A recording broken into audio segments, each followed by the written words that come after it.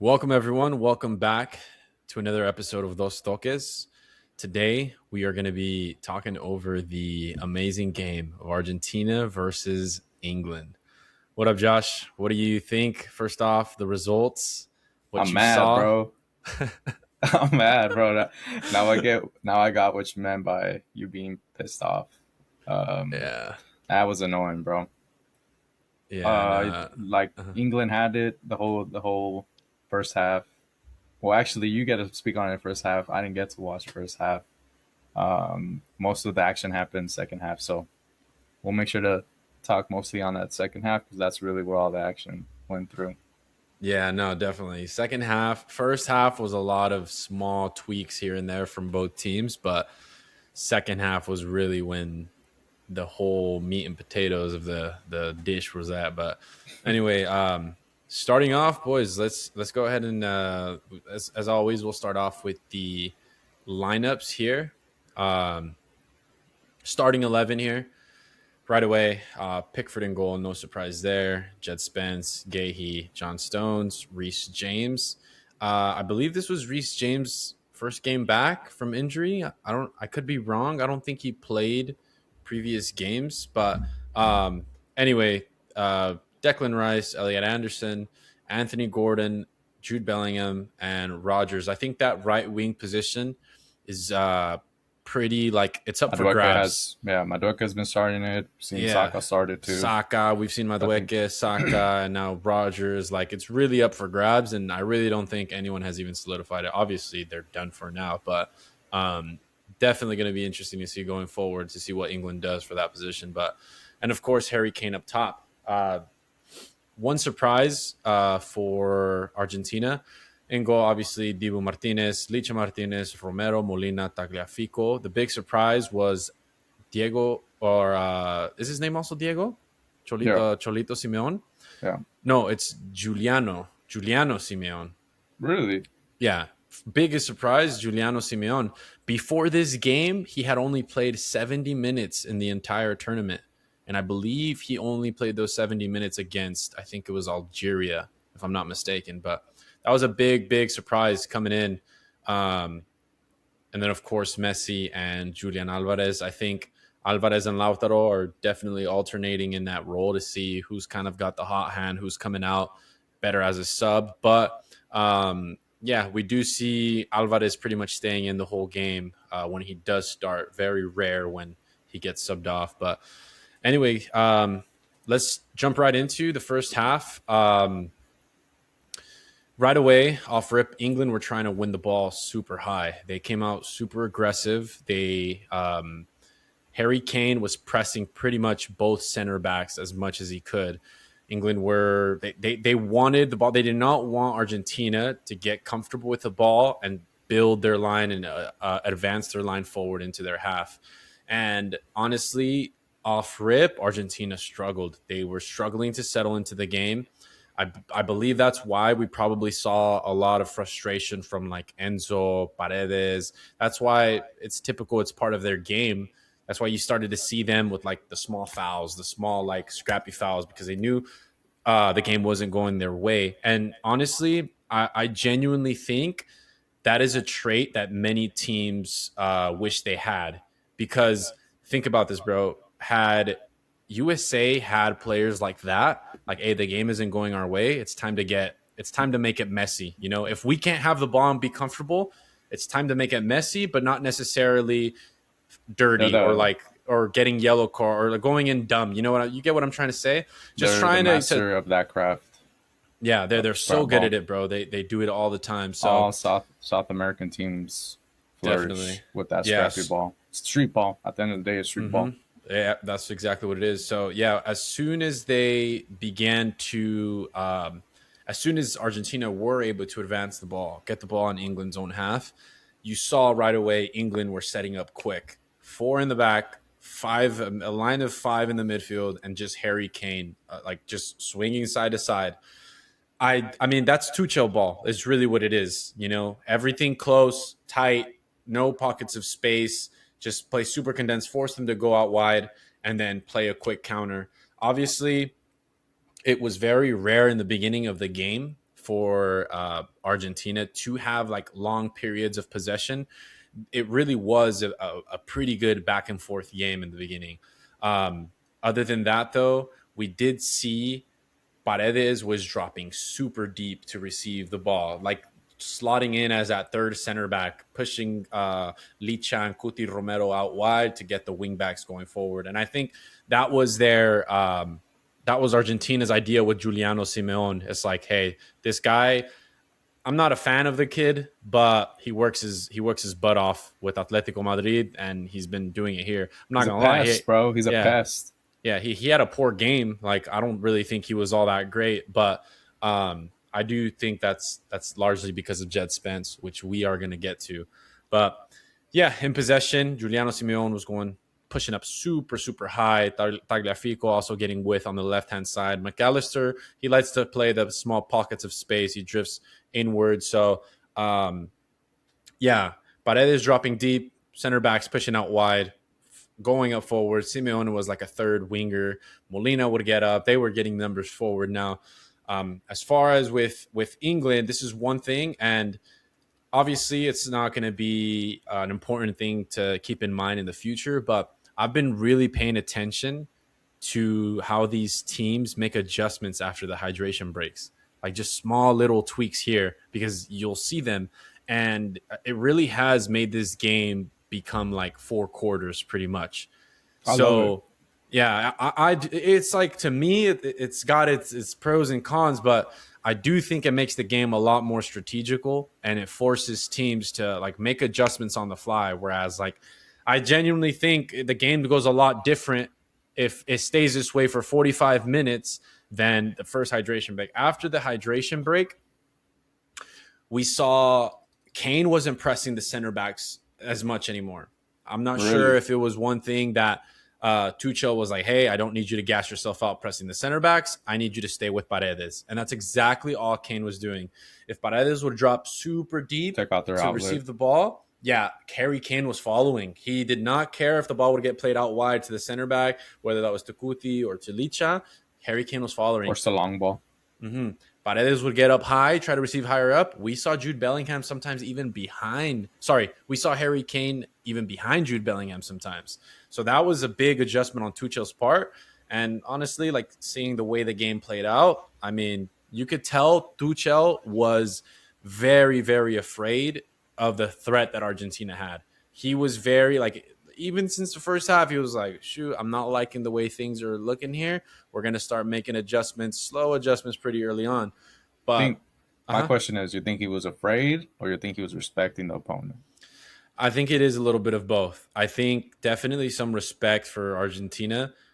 But at the end of the day, bro, you go man for man, England is scary as well, man. You need to make the other team respect you as well. And that's what this England team lacked in the second half.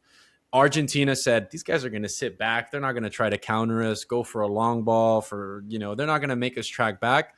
All right, we'll throw everything.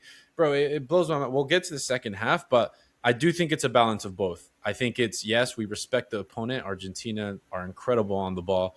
But I do also think they also lacked courage to say we're also a big team here that needs to be respected. And I think that respect just slowly trickled down the longer the game went. And then first half, I'll sum it up with first half. Argentina made good adjustments after the hydration break. They did settle into the game a lot better. Messi was dropping in a little deeper to receive the ball. That's when he started to get a couple runs in, got a couple dribbles in, and he got some fouls. And that's right away what we saw with Elliot Anderson early on, getting at that foul. I think it was like minute 20 something, but might have been a little before that actually. I was watching the highlights. I noticed that Elliot Anderson in that first half was really man marking Messi. Mm-hmm. How'd he do? The same way everyone does when they try to man mark Messi. I mean, you drop in deep, you drop super deep to chase Messi. He's just going to play a flick around you. D doesn't need the ball. He knows where his teammates are. He knows where the space is. And it's off the ball where it's like Messi's so annoying on these little pockets. I'm not going to lie. He's still dangerous. He's still so I mean, dangerous. I would much rather have him do flicks than be able to receive the ball or turn with the ball. So Definitely. I've always been a big fan of the man marking on Messi. Yeah, and so I'm not gonna lie, Anderson did look good. I think the yellow card again changes things. You go in late on a tackle, you think you're there on time, and Messi pokes it, you're out of the game, and you just costed your team the entire tournament. So that's one thing. Besides that, though, to sum up the first half, Argentina settled in after the hydration break. They settled in. They began to say, "Okay, we can move the ball around." These guys are kind of, as long as I'm not sure. Can you? You can't see my cursor, but as long as the ball, as long as Argentina got their fullbacks in possession at the halfway mark, and they were comfortable, they had the space, they were 100% fine. At that point, Kane is dropping super deep, and then Guti Romero at the half, Licha side to side passes. We move forward, and from there on, you saw Argentina settle into the game. So yeah, that pretty much sums up the first half. I will say though, lastly, Jed Spence, bro, this guy looked like I saw the highlights. yeah, this Yeah, guy looked like he was he Brazilian. was cooking Look, Molina he was cooking, and bro. Simeone at the same time. Both of them. Yeah, this guy was on fire. That left hand side with Gordon and Spence was unplayable. Anyone that watches that first half knows you would think at the hydration break, Tuchel is like, we keep playing that They side. started triple We teaming. keep playing that side. But yeah, they I had to get saw. Enzo to take Yeah, over. Like it was that bad, bro. yeah. Because Paredes would have took over that far. That's how bad it was because Gordon and Spence were unplayable on that side of the field. So Wow. Jed Spence definitely deserves his flowers. I will say when the thing came out that Trent Alexander wasn't going to be making the list, and which is that's an interesting theme to talk about. When I saw he wasn't getting it, and I saw players like Jed Spence getting the call up, I was just like, bro, really, bro? Tottenham, like you know. But anyways, Jed Spence shut me up that game. That was a hell of a performance on the biggest stage, a semifinal against Argentina. Not easy, and this is why you can't just go off of the foot mob and the player ratings, bro. Because it's like you watch that game, and this guy was probably England's best player, like in the first half at least. But anyways, that pretty much sums up the first half. Now we can pivot over to the second half, which was the oof. What a half. Let me get your thoughts, bro. Kick us off with what you saw watching that back and how the Yeah. teams came out. Well, let me share my pre-match expectations. Yeah. I thought for sure this was England's biggest chance to make a World Cup final since that 60-year job period, right? Mm-hmm. I think they have the perfect squad. A lot of it claim it as their golden generation to make the run for that World Cup final. So this was their biggest chance. Right. I was in full support of it too. I thought, coming out of what happened throughout their entire run, holding off Mexico, beating Norway, now meeting up Argentina, and knowing Argentina was coming off a run that they were struggling with, I thought it was going to be a pretty straightforward win for England. That wasn't the case, right? But yeah, Argentina struggled through the semis. They had much easier opponents. England was going to be their toughest opponent. So I really had England winning this one. And I know Messi's been on a burner. A lot of the wins have been through comebacks. So I did keep a note, that mentality aspect of, hey, we're winning in the comebacks. We have the winning spirit. Our mentality is strong. We're together. We're a unit. That could carry on forward to this game. So I was still very mindful of that. The key matchup that I had for this match, I didn't necessarily have like player on player, but I did know that Argentina's fullbacks were probably the weakest joint in the team. Mm-hmm. And I think England has been thriving from their left wings and the right wings. On the wings, they've been thriving. So that was really paying attention to that. And I guess how you noted, first half, they were cooking. They were cooking Molina. They were cooking Tagliafico. That's their weakest links. We look at Cabo Verde. We look at Egypt. All those goals came from the wing, man. Cooking the left backs and right backs. So I Hmm. paid a lot of attention. I'm pretty sure England was going to do the same. That's usually their game plan.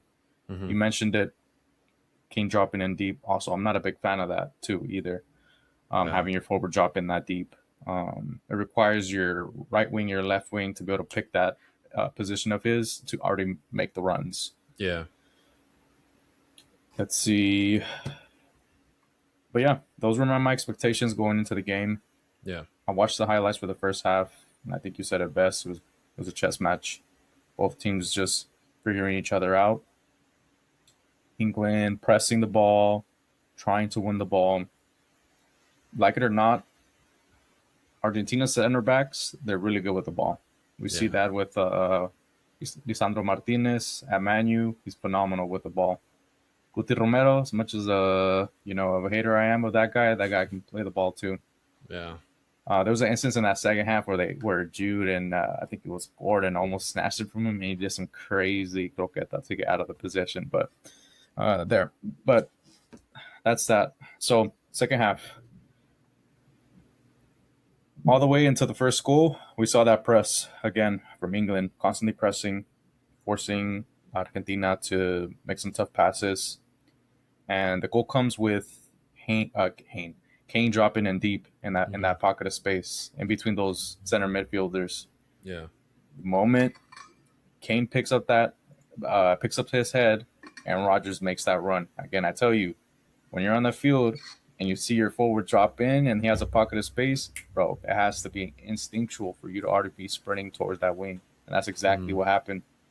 Another beautiful piece that was reflecting just like the instinct of the player position was Rogers makes the run, Tagliafico wins the ball in the air, and Declan Rice has already picked up that spatial awareness. He notices the space, he's sprinting onto that space.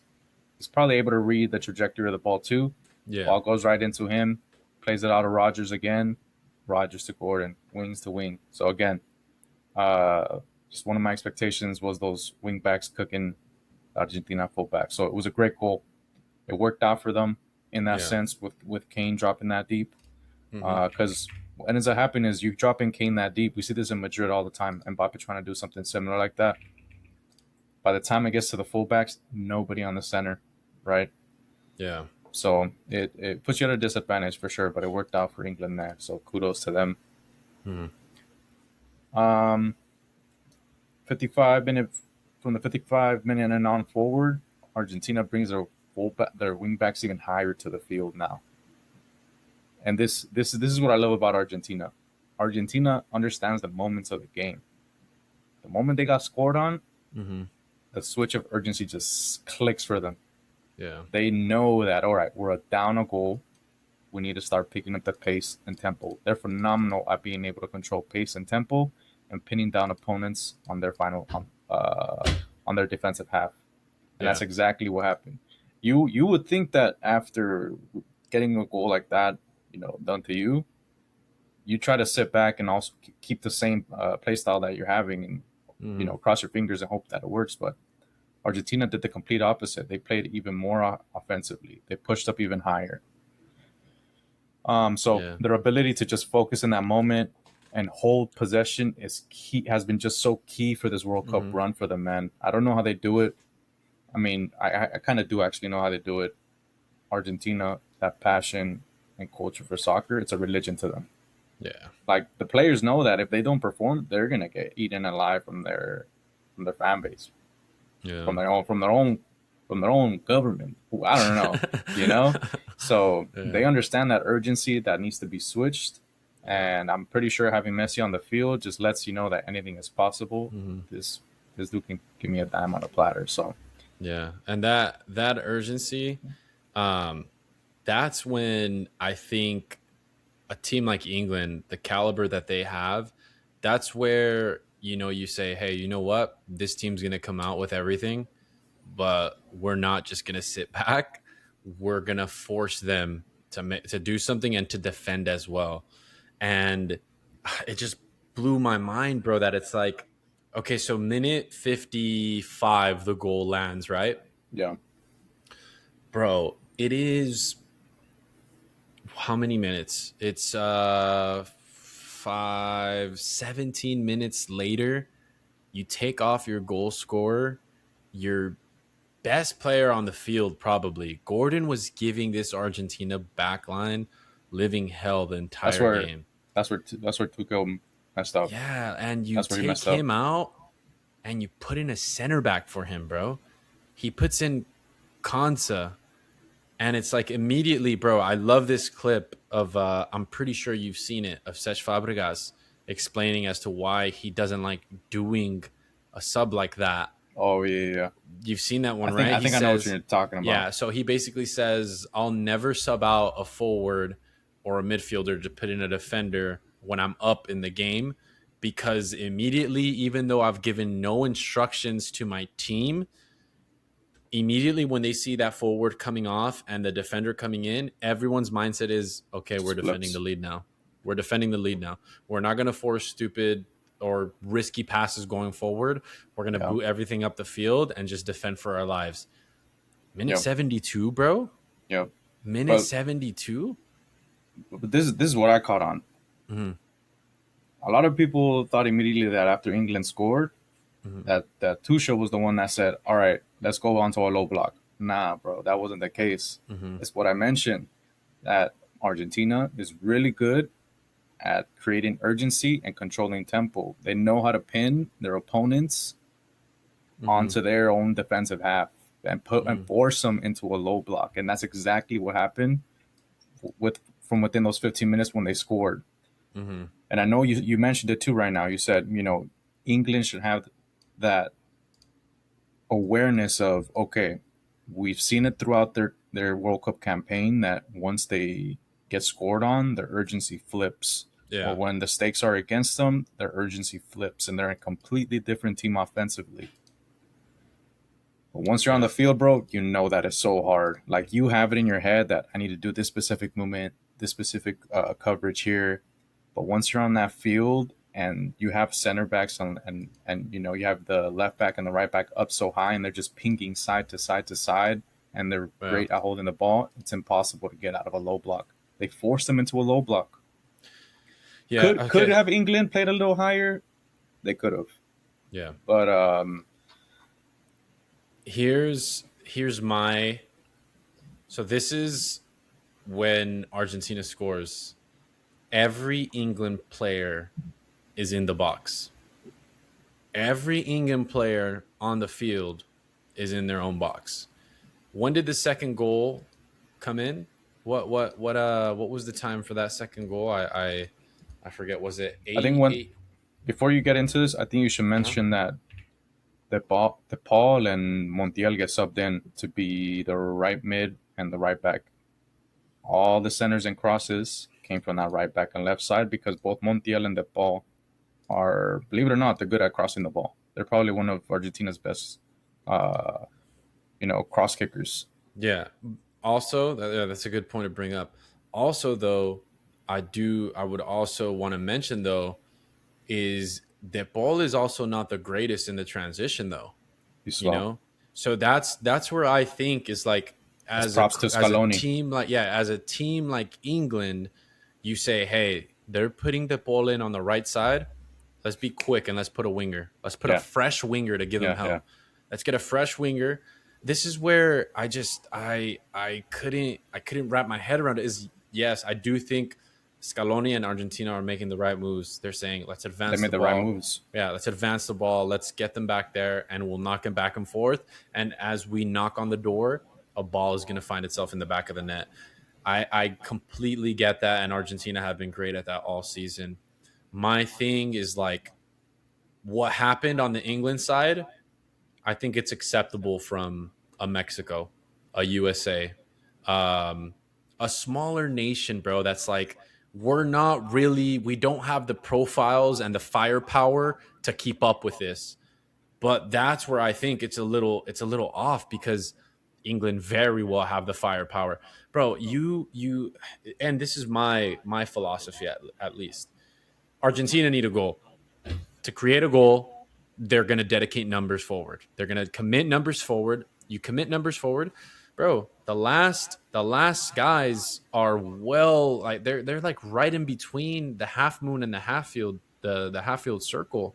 So it's like, let's pin. Okay, if you want Harry Kane's height and his presence to clear the ball from a header, okay, just put Dan Burn off rip. If you want a tall player to get headers out, put a different striker in to get someone to hold the ball up just by telling your striker, hey, stay at the halfway mark. What is that going to do? Of course, Cuti Romero or Licha is going to have to stay back. That's one less player that can get forward and be an option. But no, that's not what happened. It's everyone inside our own box, and let's defend for these last 28 minutes. And Yeah, that's you can where, see there uh-huh. too. It's Rogers and Bellingham that aren't even man marking; they're just space marking there. Yeah, we've got a line of 1, 2, 3, 4, 5, 6, 7, 8, 9 players, bro. We've got a But line of nine and you one man pressing the ball moving. yeah. For me, it was this. Scaloni and their coaching staff did a phenomenal job at Mm-hmm. reading that substitution of Gordon, because leaving Gordon out, now you have Argentina has that whole right side open Yeah, now you got no threat now to defend.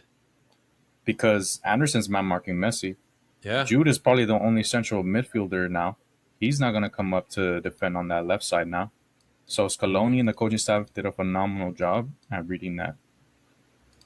Yeah, Um, 100%. Let me get another okay, screenshot as well. But go yeah, ahead, bro. What you were but the what you were ball, saying? Montiel going in, aerial, just being able to send those crosses. But bro, it goes again to show. Just look at how structured Argentina is right here, Mm-hmm. bro. They are surrounding that box, and Yeah. I know we, dude, and I gotta cut some grace to what we're seeing here and what we're thinking. It's like, why is England playing the low block, bro? Look at the opponent. Look at how many players are up in the box. Mm-hmm. Look at the risk they're taking just to get that goal in. Look Mm-hmm. how look how many numbers are on top. Look at the risk they are taking because easily any of this can turn into a counter too. But That's exactly what it is. And so it's like, they're to willing to risk it. Like, yeah, how bad are you going to risk to get and the and to me, and this is where it gets to me, that's for Tuchel to say, that's your risk. We can get one more. We can double this lead easily because you're opening the doors for that counterattack so easily. And this is where I thought, in my head, I'm like, dude, like, okay, they're gonna put someone else. Okay, they're gonna, if they want to keep Kane in, they're gonna put someone else to try to hold up the ball. If they're not gonna get anyone to hold up the ball, they're gonna get someone to throw the ball to into space.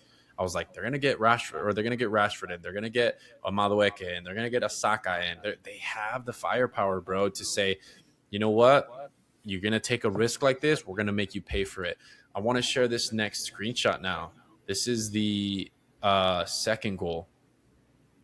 Look at this, bro. It's kind of like a same? similar It's the similar same. thing, It's but the same. look at where what's his name? That's number Cuti Romero had to bring for it. Look at how high Cuti Romero is, bro. Look at Lisandro Martinez This left this the guy's ball. this guy's I think that's Enzo. But I think this is Oh Lisandro, I yeah, think, bro. But I think this guy is no, that was Julian Alvarez. But yeah, to the left of him was Enzo. But look at how high. I think Lisandro's the only one staying back a little bit. But this is where my thing is like, okay, you've got the double team on Messi. We'll talk about Messi right now.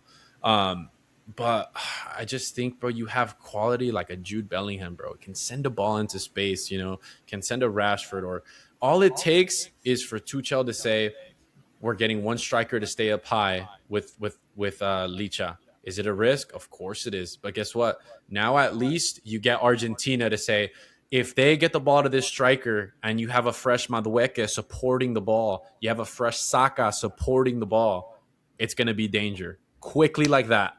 And that's where you get Argentina to stutter and say, do I really want to commit uh, two center backs and an extra midfielder into the box here, or do I tell someone, hey, you need to just stay just a little bit just in case?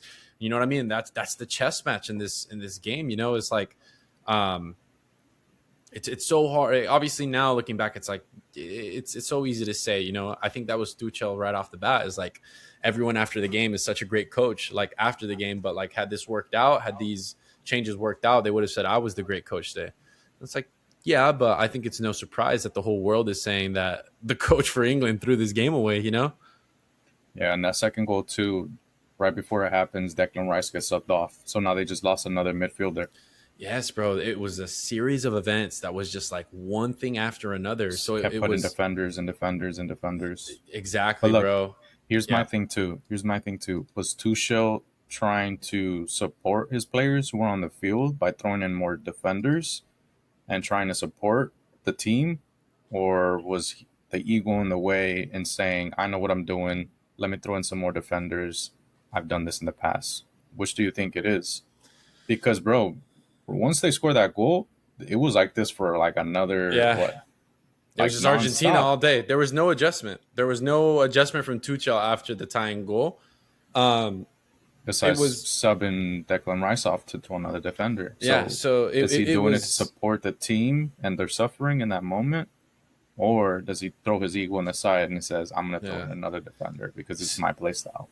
Yeah, so this was the sequence of events. It was Anthony Gordon scores, assist by Morgan Rogers. Right away, uh, however many minutes later, Konza subbed in for Anthony Gordon. You are now playing with a back line of five. On paper, you have five defenders on the It's field. basically six. Yes, you have five It's defenders on the basically field on six. paper, right? Dan Byrne gets subbed on for Reece James. That's a man-to-man substitution. Reece James gets hurt. Okay. Nico Riley subbed on for Declan Rice. That's another fullback. He can play defensive midfielder. It's another defensive sub. It's another conservative sub that is just telling the team, "Hey guys, we're not looking for the counter to keep possession of the ball to force Argentina to track back. It's we're going to hold on to this lead that we have here for the rest of the game." So now six. You've got six defenders on the field, bro, on paper, right? There's no way you're getting out of your own half. They're just Yes, gonna clear bro. the It's ball. just it's But again, exactly. you have to respect Argentina, bro. Yeah, I I Like I they created this. The moment they got scored on, this structure you see here, this urgency, happened immediately, and you have to respect that, dude. Like, 100%. Yeah. This is like just where I guess like it really is coaching styles. I mean, Tuchel is that defending coach. Like this is where we're that's why people were upset that they went from Southgate to Tuchel. I mean, you look at the reactions from England fans when they signed Tuchel. What did everyone say? Great, we went from one guy who wants to defend to another guy who wants to defend even more. I have a controversial take here. Uh huh. What if Tuchel was brought on to better reinforce and better structure England's play style of playing defensively and wanting to play the low block? What if he was brought into that? Because he's elite. He's top tier in that. He's like up there with Simeone and being He able is. I to mean, park you the look bus. at What if he was brought in for that? Because like the way I'm seeing it, bro, this is this is in their football DNA. Unfortunately for England, like yeah, the fact that they don't have the mentality and the ability to risk and want to go forward, it's in their football DNA. yeah. It's in their like for us, like for USA, like our players don't have the relentless. It's in our culture. You know, we don't grow up with Hmm. like anything to really push us and strive us to have that type of play style. Maybe this Right. is England's style of play. So why Yeah. not bring in the expert? So I, bold take. Yeah, I mean it definitely like could be a possibility and I think that's why I mean you look at Tuchel at Chelsea when he beat Man City in the final, the UEFA Champions League final. I mean, we saw defending for 60 minutes, bro. Like when did Kai Havertz get that goal? Super early on. And then we just saw some haram ball just defending the entire time. Chelsea didn't get any chances after that. And so I don't know. I think it's just England see their superstars scoring goals, doing super good in Bayern, uh, top assists, chances created, all these things. And they may think like, hey, we are those guys that can go forward and smack a team up.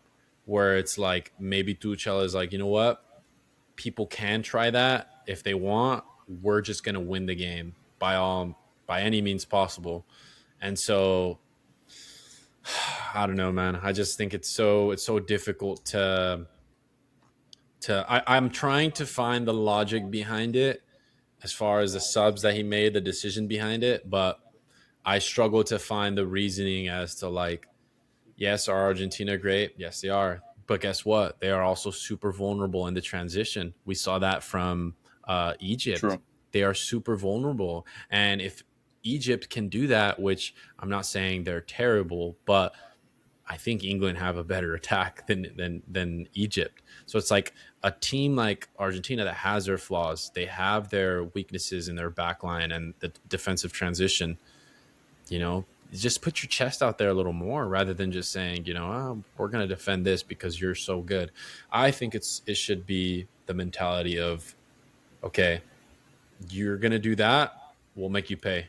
And then that's when you strike a little bit of fear. You progress the lines. You make the lines go back a little further. But yeah, I mean, other than that, do you want to talk about Messi? This is end of the World Cup, bro. Bro, okay. I'm gonna let me say something about Messi. Okay, He's a beast, bro. I think this is gonna be a clip. I think this is gonna be a clip for sure. I think I hate Messi, bro. I hate him, and it's not so much for everything that he did to us when we were watching him against Real Madrid. That's a little bit of it. I hate him for thinking that one of the all-time greats was done and in MLS because he was finished. When in reality, this dude was just kicking back, saying like, I'll wait for my time to pull up with Argentina and ball these fools up. Do you get what I'm saying, bro? Like, isn't this insane? Like, this guy really deprived us of watching one of the greatest soccer players, if not the greatest soccer player of all time, for a couple years just because he pretty much got bored. Or don't get me wrong, I do know that going to MLS, it saved a lot of his legs. I mean, bro, playing 3 games a week in Europe, you got Champions League, Domestic Cup, Community Cup, or whatever, and your league, sometimes 4 games, 3 games a week. Don't get me wrong, bro, that kills your legs. It kills your legs 100%. Going to MLS took away a lot of that load, but still, bro, this guy is still the best player in the world. At 39, he's the best player in the world. And I hate him for having us think that this fool was just washed in Miami and just collecting a check because he couldn't really play anymore. You know what I mean? Yeah. I don't think he was washed. I think I do remember, like, because I do watch them. That's when I keep up with it. I do remember that like 2-month period before the players go on to their World Cup camps. Mm-hmm. I knew this little fucker was training already, man. Because he was getting hat tricks. He was getting assists. That's how I knew, like, behind the scenes, like, he was already mentally preparing. He was already going through his sessions, and he was looking sharp. So I was probably one of the big ones to think, like, yo, he's actually gonna still end up doing some crafty stuff here at this World Cup. I didn't expect him to score as many times, so that definitely shut me up and it surprised me. Yeah. But dude, both goals, he crossed it with his left. Other goal crossed it with his right. Dude's a magician, man. Yeah. Nah, I mean, yeah, the second cross was good. The first assist was a pass. It was a squared pass to Enzo. It was a beautiful goal from Enzo. But definitely second he draws, bro. He draws in the defender. No, yeah, definitely. The second cross is just like on the platter. Just literally just put your head in the way. And dude, the one on McAllister that hit I think Pickford blocked it. Yeah, that one was hey, that fool McAllister's on performance drugs, bro. That doesn't dude get tired. He doesn't get injured. He's that insane. Dude came out of nowhere. Where was this McAllister during Liverpool for last season, dude? That's what's crazy, bro. He's on PEDs. He's on PEDs. It blows my mind what the World Cup brings out of some players, bro. That does show. Like, that does show. Yep. And look, I'll say this, and I've said it before. You've heard me say it. If I don't see this Lisandro Martinez at United, I want this fool out of my club, bro.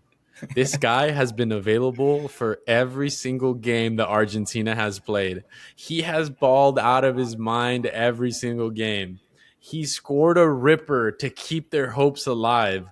I swear, if this fool comes back to United and a weekend he's got a freaking strain on his hamstring, bro, get this fool out of here, bro. Send him to Boca or whatever he wants to do in Argentina, because all of a sudden these fools are they're the best damn players in the world. But props to But them, bro, bro. They really they're showing it.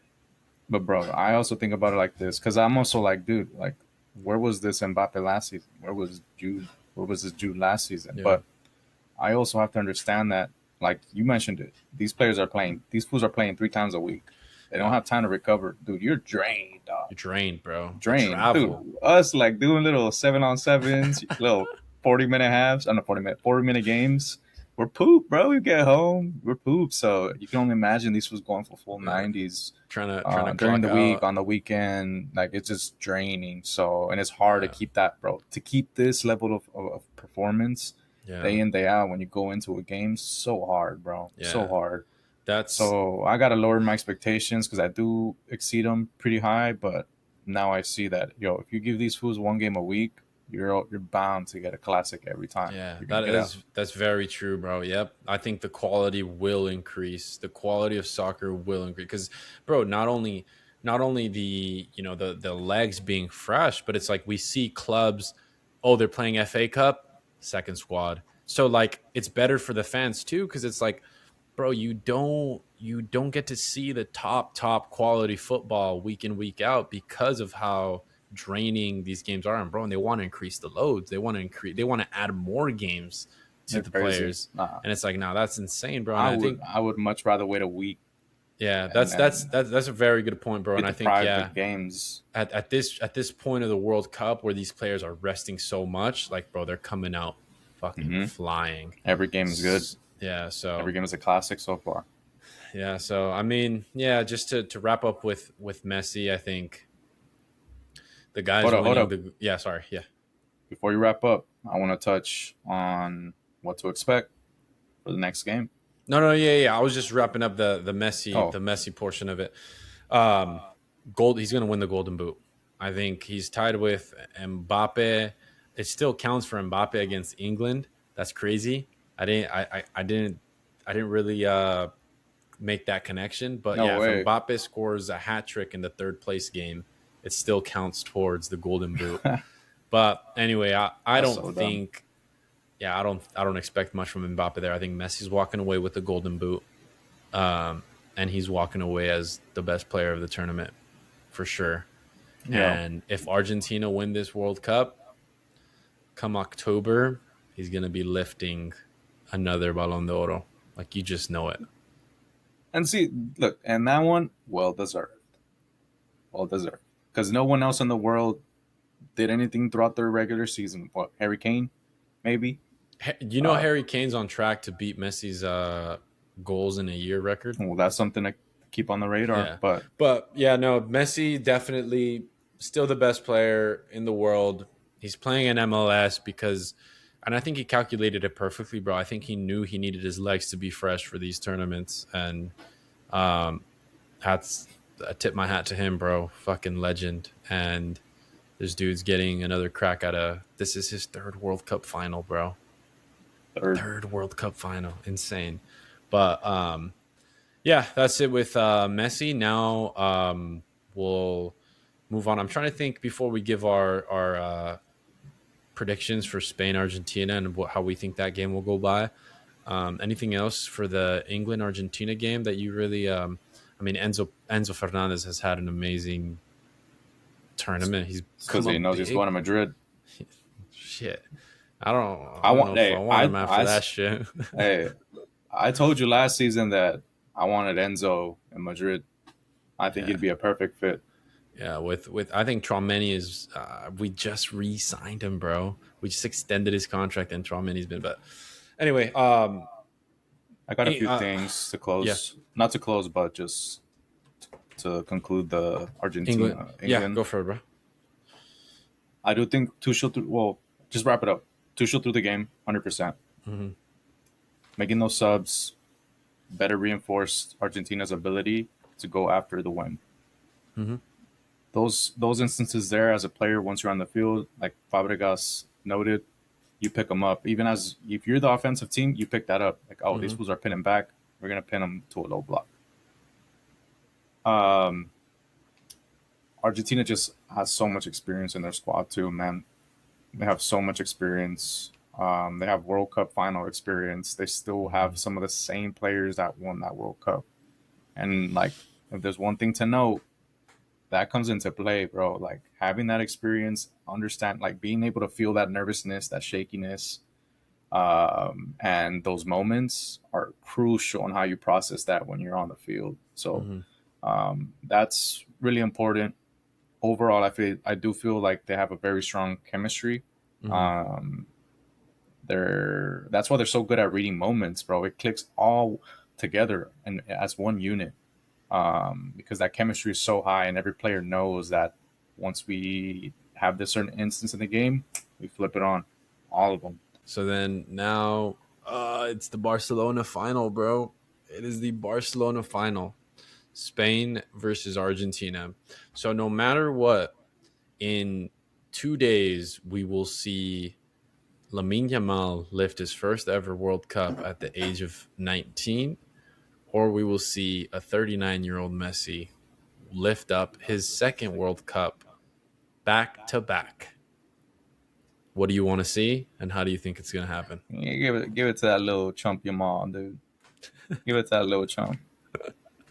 You got I feel like that would. Nah, you know what? I've been cursed this whole World Cup. Everything I said, the complete opposite happens. So you want? I hope Argentina wins. I hope Messi picks up another World Cup. Um, the reverse curse. the reverse curse. Hopefully it breaks. So you got to reverse curse the reverse curse now, because you Yeah, mentioned that it's a reverse curse. yeah. Reverse curse. Reverse curse. I think Spain can beat Argentina. One thing to note is when you are pinned on a low block, you are far better off being able to play out of the low block, although it's very hard. But if you have the quality and players can control the ball and have good vision to play out of the press, it works. It does wonders. We saw that with Spain. Dude, I'm going to brain fart. Who did they just play? France. Yeah. They did amazing in being able to get off that press Yeah. with their center backs and defensive mids. Mm-hmm. So if that instance does happen where Argentina is down and they're urgent and they're pinning you to a low block, I do feel that Spain has far better quality than England when it comes to being able to play out of the press Right. once you recover and turn over. Once you force the opponent to turn over and you recover the ball. That's really how I see it. I think that's Mm-hmm. the only way I see Spain winning is if all their players are on a 10 and they're locked in and they're able Yeah. to play off the press. And you know that, Manuel, to play off a press, you need perfect passes, perfect control. Your focus has to be at a 10. So Yeah. I don't know if they could replicate, to me, which was a perfect game by Spain against France. It's really hard to replicate that on the pro level. Yeah. So, Yeah. but Argentina has Messi, so anything Yep. can happen. I And I think Spain get it done. I just think on the ball they're the best team in the world, and I don't think Luis de la Fuente changes his plan. Imagine being up 1-0 if you're Spain against France, and then you see Luis de la Fuente take off Rodri and put in a center back, and then take off Baena and put in a center back. Bro, there would be riots on the streets the next day, bro.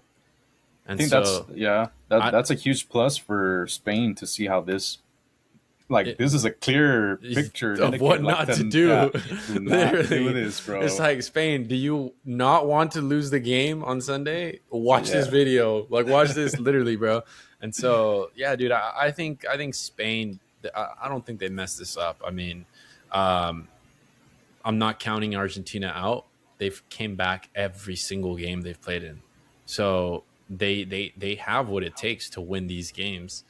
But I do think it's going to have to be magical, whereas Spain will get it done systemically. Spain will get it done playing the way they have been playing. They have been amazing in possession. They are creating chances, and I think Argentina are going to need I'm another Messi magic day. And yeah. do I put it past him to do it? Not at all. He's done it this whole tournament. So um, if I had to put money on it, which maybe we could check out the Kelshi lines right now, which if you need my referral code, it will be in the description. But I think going into this game, Spain are the huge, not huge, but I think they're the favorites. Argentina obviously being the underdogs. I think they're both plus money. They have this game like going to I think they have it going to a draw pretty much is what the book's kind of putting it at. But let's see. Yeah, Spain favorites at minus 152, Argentina plus money at plus 129. I'll tell you this. If you hate Argentina, put money on them. If they win, you make money. If they lose, you're happy. Um, I think if I had to give a crazy prediction, if I had to do a crazy parlay, I think Lamine Yamal gets his moment and he scores This and is Spain due, win. dude. He's This due. due, He is man. due. If he doesn't score, He has not scored. He has not had the tournament. I don't know if you saw this, but they actually just released images of the training session today, and the dude has his left hamstring bandaged up. oh So I don't no, know if it's anything or just icing. I don't know, but that's what the picture showed. But that's I think GG's. I think we're gonna see I can see the ESPN captions, bro, like the passing of the torch. Messi congratulating Lamine Yamal as the number 10 of Barcelona and whatever. You know what I mean? You know what I'm talking about. So I think Spain get it done. I think Lamine Yamal scores a goal, and I think that would be the lock. If you want to get rich, tail it with this, boys. Lamine Yamal to score, Spain to win the World Cup. Not money line, regular time, You but said Spain to Argentina, win. no? Spain to win. Or you want Spain to win? Yeah, if you're a true Argentina hater, just do Argentina to win. That way, you can make some money if they do win. But um, nah, if you want to do a crazy little Aaron Rodgers step back, Hail Mary, full field, Lamine Yamal a goal, and Spain win the World Cup. But yeah, bro, you got anything else before we log off here? That's all for me, man. That's all. All right, boys. That wraps up today's episode. Once again, we really appreciate it if you made it until the end. Make sure to follow us on YouTube, Spotify podcasts, or Apple Podcasts, wherever you're listening from. We are on Instagram now at Dos Toques Pod. Appreciate you guys for coming through. This was an amazing episode. We'll see what happens on Sunday, boys. You know damn well there will be a podcast either that night or the following day. Appreciate you guys for tuning in. We'll see you guys in the next one. Peace out. There you go.